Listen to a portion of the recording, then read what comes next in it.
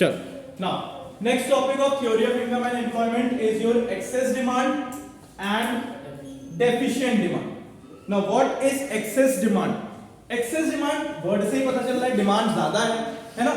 It means where aggregate demand is more than aggregate supply at full employment equilibrium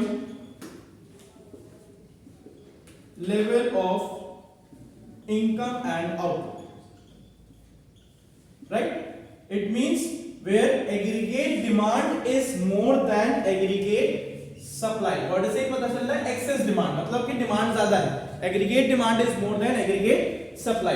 और deficient demand उसी का उल्टा where aggregate demand is less than aggregate supply. Right? At full employment equilibrium level of income and output. Right? Now अब इसमें हमें देखना है diagram. सी बहुत ही इजी है. y is equal to as that is c plus s ये आप already पढ़ चुके हो. फिर आपने बनाया aggregate demand c plus i. फिर आपने बनाया नया aggregate demand that is c plus i plus change in investment. जहां पे दोनों इंटरसेक्ट कर रहे हैं वो पॉइंट होता है हमारा क्या इक्विलिब्रियम E0 E1. ठीक, ये हो गया हमारा इनकम Y0 Y1. ठीक, ये तो हमने ऑलरेडी बनाया था इन्वेस्टमेंट मल्टीप्लायर में. सेम डायग्राम में चीज बन गया. बट यहाँ पे सिचुएशन क्या दिखानी है हमें? यहाँ सिचुएशन दिखानी है aggregate demand is more than aggregate supply. Now क्या हो रहा है इसमें बहुत ध्यान से समझो. आप देख सकते हो एग्रीगेट डिमांड ये एक्चुअल एग्रीगेट डिमांड है और ये न्यू एग्रीगेट डिमांड है. राइट? एक्चुअल एग्रीगेट डिमांड से एग्रीगेट डिमांड ज्यादा है. यहां से आप देख सकते हो ये आपने बनाया full employment equilibrium. Right? Full employment हो रहा है इक्विलिब्रियम पे. तो ये सिचुएशन AD से AD1 का जो गैप है, AD से AD1 का जो गैप है, इस गैप को क्या बोलते हैं? Inflationary gap. इस गैप को वो क्या बोलते हैं? Inflationary gap. AD से AD1 का जो गैप शो कर रहा है वो क्या शो कर रहा है? Inflationary gap. ठीक है, डिमांड ज्यादा हो रही है और आप देख सकते हो यहाँ पे क्या है? AD ज्यादा है, AS कम है ना. आप देख सकते हो डिमांड यहाँ ज्यादा है और ये सप्लाई नीचे है. मतलब AD is more than AS that means excess demand. AD is more than AS. और जो गैप शो कर रहा है E0 से F के बीच में वो क्या शो कर रहा है?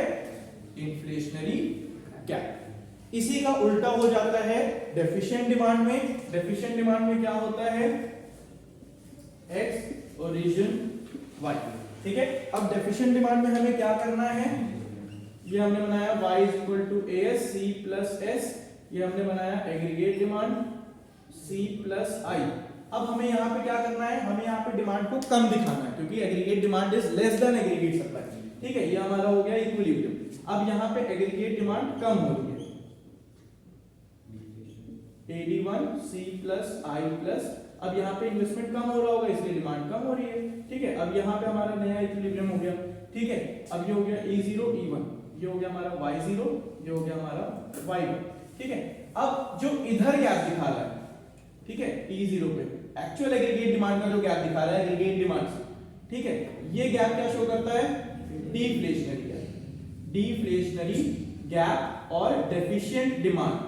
ठीक है, सपोज मैंने यहाँ पॉइंट दे दिया H. तो E0 से H का जो गैप दिखा रहा है आप यहाँ पे देख रहे हो कि यहाँ पे सप्लाई ज्यादा हो रही है और डिमांड देखो सप्लाई से नीचे है. यहाँ सप्लाई ज्यादा है और डिमांड कम है. तो aggregate demand is less than aggregate supply. That is showing which gap? Deflationary gap which is known as deficient demand. Any doubt in this topic? समझ आ गया? Excess demand and deficient demand. It's very important. ठीक है, अब यहाँ पे question arise करता है measures to correct excess demand. इसको ठीक कैसे करेंगे? तो इसको हम लोग देखते हैं अपने नेक्स्ट वीडियो में. ठीक है, अभी आप पहले इसको डायग्राम प्रिपेयर करो.